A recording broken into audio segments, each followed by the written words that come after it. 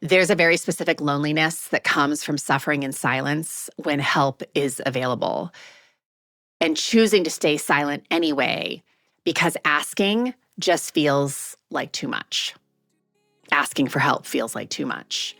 If that resonates, this episode is for you because the inability to ask for help isn't strength, it's a wound. And today I want to talk about it. Welcome to your daily hit of grace and grit, your quick dose of inspiration to kickstart your day. I'm Courtney Townley, and here is today's hit. The inability to ask for help almost never gets framed as a health issue, but it absolutely is one. Because for so many midlife women, asking for help almost feels dangerous. It feels like an admission of inadequacy. It feels like you're imposing on other people, like you're a burden to people who are already stretched too thin. So you instead just carry it alone. You suffer alone. You white knuckle it. But here's what I really want you to hear. The capacity to ask for help and receive help is fundamental to your emotional well-being. It is a necessity to your emotional well-being. And the women who have it don't just feel better, they function better. They heal faster, and they sustain healthy behaviors longer. And this isn't soft. This is actually biology. And here's a little bit of research to support it. There's research from the field of social neuroscience that consistently shows that social support is one of the most powerful buffers against the physiological effects of stress. A study published in Psychological Science found that individuals who sought and received social support during stressful times showed significantly lower cortisol reactivity and faster physiological recovery than those who managed stress alone, even when the support was relatively minimal. The researchers described this as co-regulation effect. The nervous system's capacity to regulate itself is genuinely enhanced by connection with other people. So here's what I want you to understand about this and about why asking for help often feels so hard. For many women, it's rooted in one of three things. Sometimes a woman believes that asking for help means that they have somehow failed.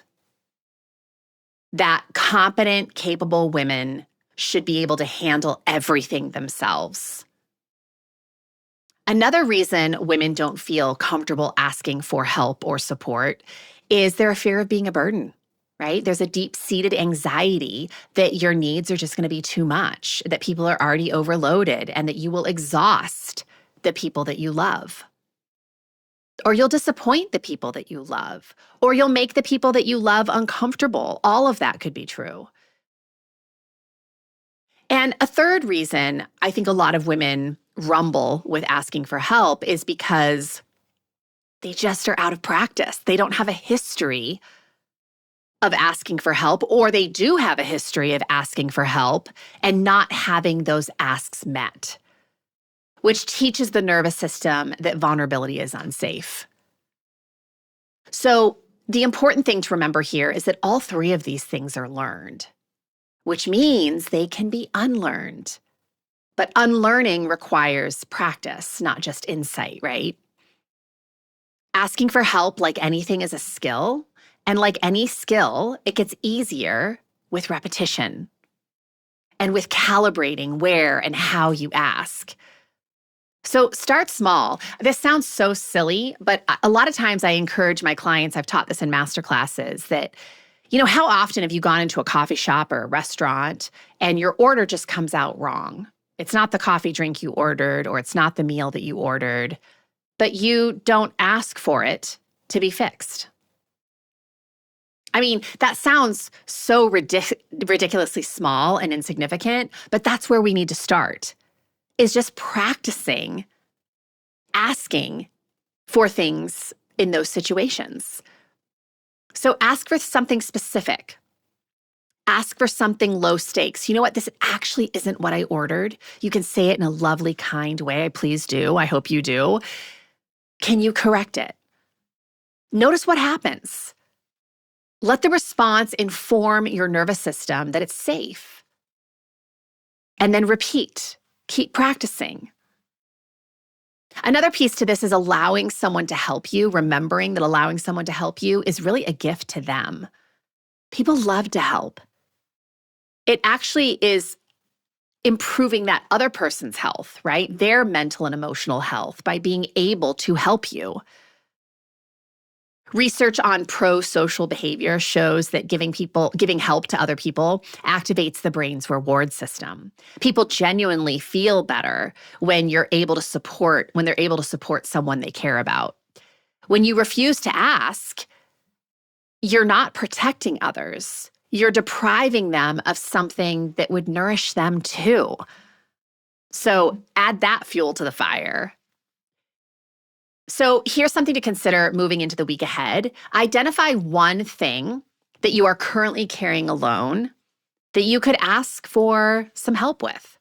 One thing, right? We're always coming back to just one thing. Make it specific, a specific ask for a specific person. And then, of course, the real work is in the asking. Before the week's over, make the ask. Notice how it feels to ask. Notice the response of your ask. Notice what happens in your body when you let someone show up for you. You are not designed to do life alone. You are also not designed to carry the weight of everything alone.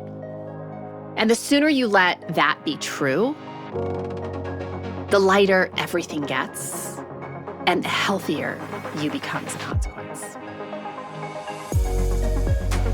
If this stirred something inside of you, imagine what a whole book of clarity and courage could ignite.